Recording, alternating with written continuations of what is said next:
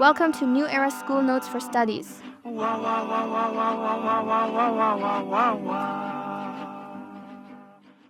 Okay, imagine this. A country where nearly half the people are under 15.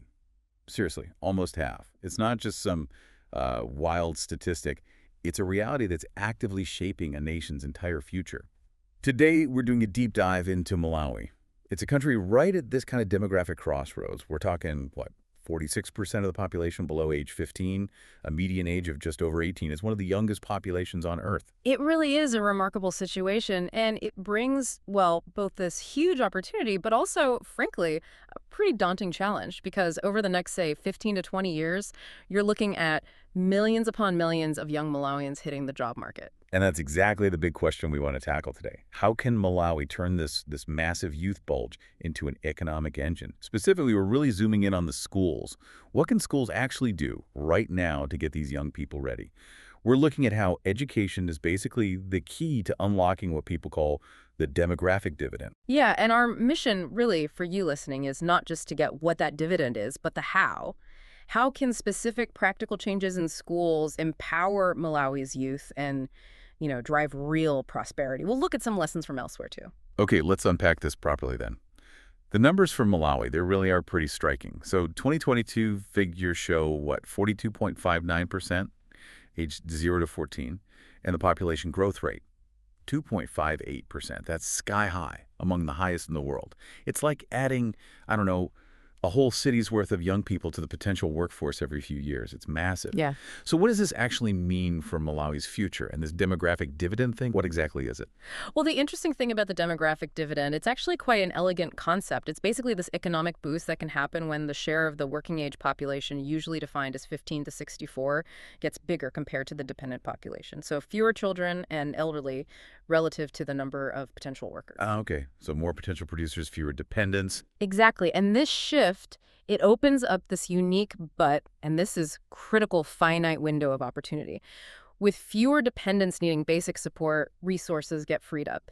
And those resources can then be channeled into things like economic development, investment, and crucially for our discussion, into human capital education and skills. Right, freeing up capital. So why is this particular demographic shift such a big deal for Malawi right now? What's really at stake? Well, if you zoom out, this demographic window could basically define Malawi's path for decades. It's potentially the difference between, harnessing all that human potential or letting it slip away. Get it right, and it could really propel Malawi towards middle income status. But if they miss this window, then you're looking at serious risks, widespread youth unemployment, sluggish growth, maybe even social instability down the line. It affects everyone. That sounds like a huge opportunity, but also a lot of pressure. We've seen countries navigate this before, right? East Asia often comes up. Countries like South Korea, Singapore, they had similar youth bulges. How does they manage to turn that into these economic miracles? And what role did schools play? That's the key question, because East Asia really does offer a powerful example. I mean, between 1965 and 1990, their real income per person grew by an average of 6% a year. That's incredible growth.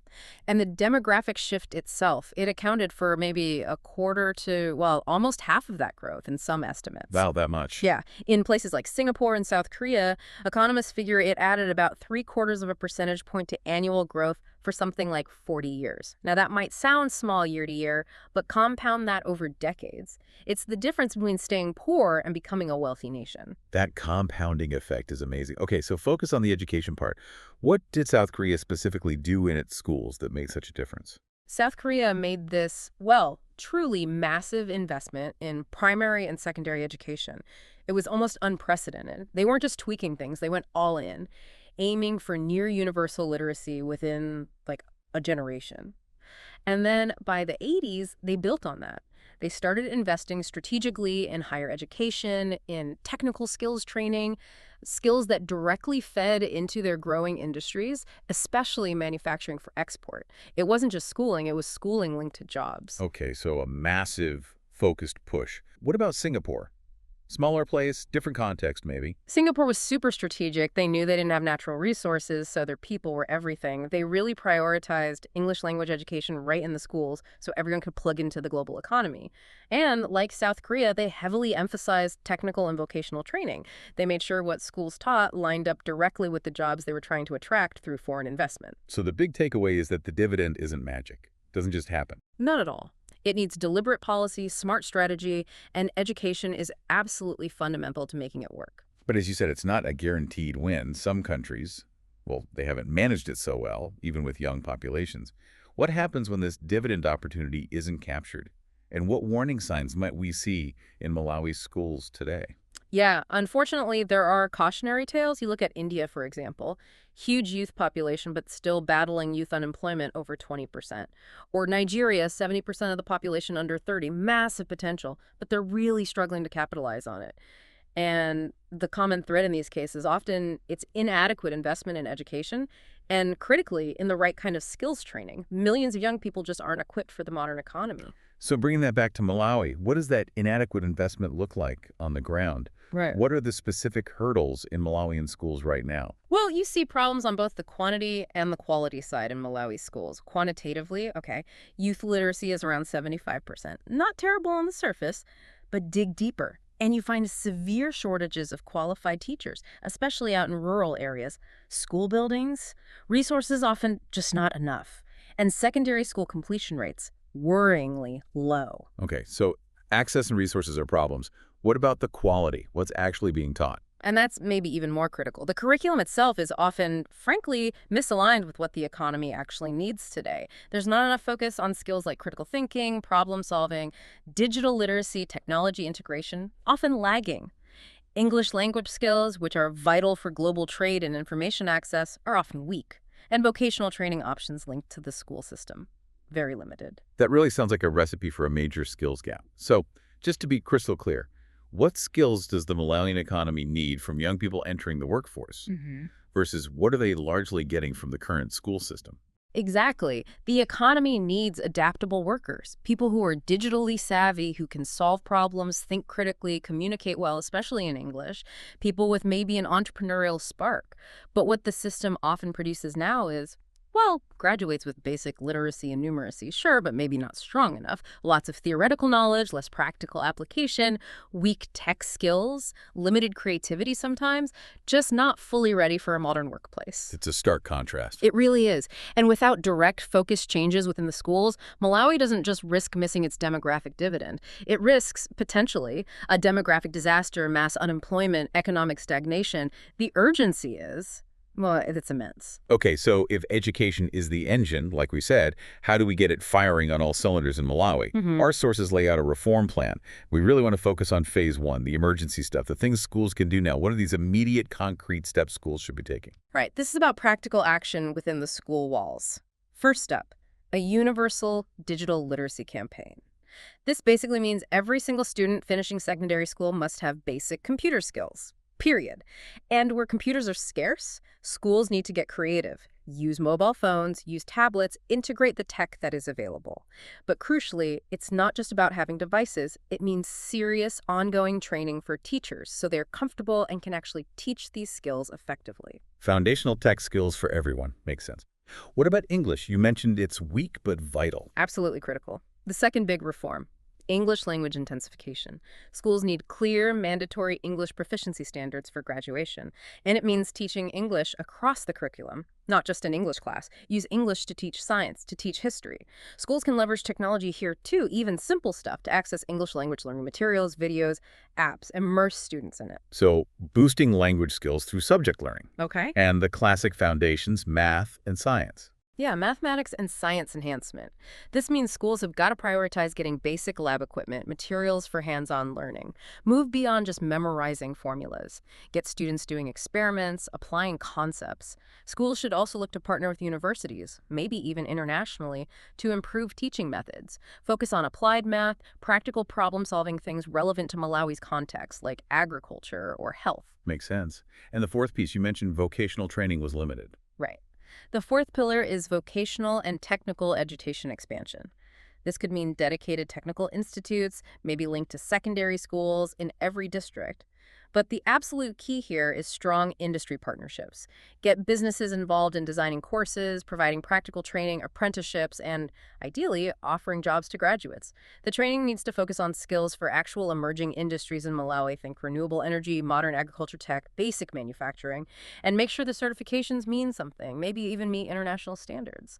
So digital skills, English, strong STEM, and practical vocational training linked to jobs. Exactly. These aren't just, subjects. They're the foundational toolkit kids need to bridge that skills gap and actually participate in a more globalized economy. These emergency reforms sound vital, definitely. But what's the bigger picture? How do these changes in schools lead to that broader economic shift we talked Yeah. about?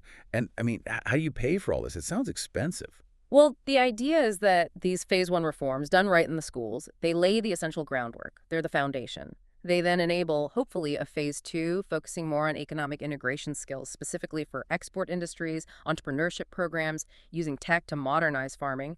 And then even further down the line, a phase three, aiming for innovation, higher value services, maybe tech hubs. But none of that later stuff happens if you don't get phase one right. The foundation has to be solid, built within the school system. Okay, so it builds incrementally. Yeah. But the funding question remains. Transforming every school like this, that's a massive cost for a country like Malawi. It is substantial, no question. But the countries that have done this successfully show that if you're strategic, it is affordable. It means looking hard at domestic resources, maybe a dedicated education tax, improving how taxes are collected generally. Public-private partnerships are key. And yes, international support from the World Bank, other donors, and getting the private sector actively involved, investing in training. All that is vital to make it happen nationwide. And looping back to the demographics, what about the girls? Ensuring young women benefit seems crucial to unlocking the full potential. Absolutely non-negotiable. If you really want to maximize this demographic dividend, you have to empower young women. That means schools actively working to eliminate barriers, keeping girls from finishing secondary school. This involves tackling economic issues, yes, but also those deep-seated cultural norms that sometimes hold girls back. It means ensuring schools are safe places for girls and actively encouraging them, providing pathways into fields like STEM and tech where women are often underrepresented. It's not just about fairness, though it is that too. It's about unleashing Malawi's entire talent pool. It really underscores the idea that investing in education, in human capital, is the single best investment Malawi can make. Way more valuable long-term than any natural resource. So putting it all together, what's the bottom line for Malawi today? Is there like a ticking clock on this opportunity? There absolutely is. This demographic window, it's inherently temporary. It doesn't stay open forever. Look at the U.S. Its window opened way back before 1930, and it's closing around now, 2026 or so, as the population ages.